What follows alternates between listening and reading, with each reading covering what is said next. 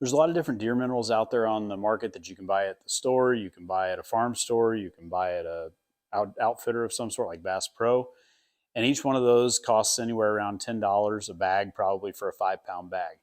A majority of what's in the bag in each one of those is probably 95% salt, and then the rest is kind of some of your other minerals and things like that. What? Okay, Grandpa's got your drink right there.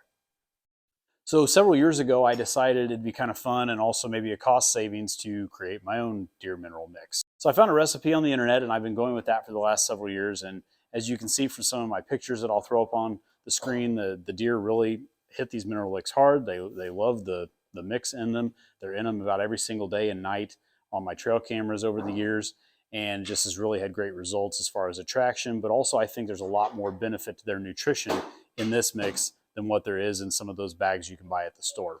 So what I'm using for this mineral mix is 1 part dical phosphate, which is a lot of calcium, and I think that's really beneficial for milk production for does. I think it can also be beneficial for antler growth for bucks. The other part is the big 6 trace minerals, so that's 2 parts of that in the ingredients for the recipe. And that has just a lot of different trace minerals in it, like magnesium and phosphorus and different minerals and vitamins and things like that, that can be really beneficial to the health of the deer. I'm not a deer biologist, but I know they definitely need some of these, and it has shown to be beneficial and attractive to my deer. And then the last ingredient is 1 part of just your regular stock salt. So that's what a majority of those bags at the outfitters or the stores are going to be made up of. So it's highly attractive, but it just doesn't do a whole lot for the deer's health overall.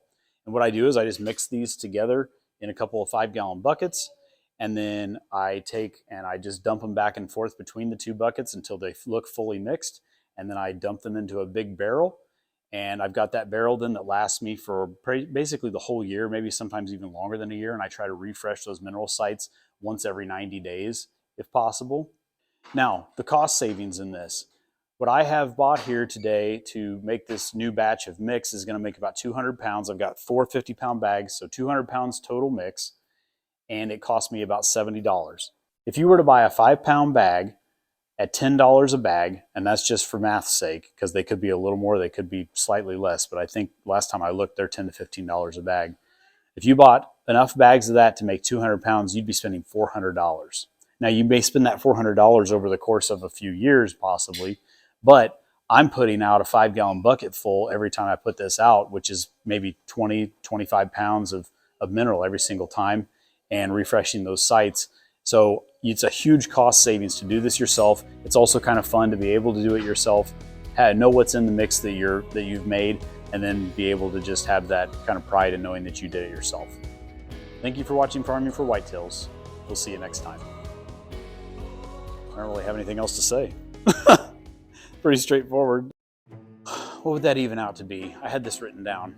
If you bought 200 pounds at $10 per 5-pound bag, you would need 20 bags. Yeah, you'd need 5 times 10 would be 5 times 10 bags would be 50, so you'd need 40 bags, right? So 40 bags times 10 is $400.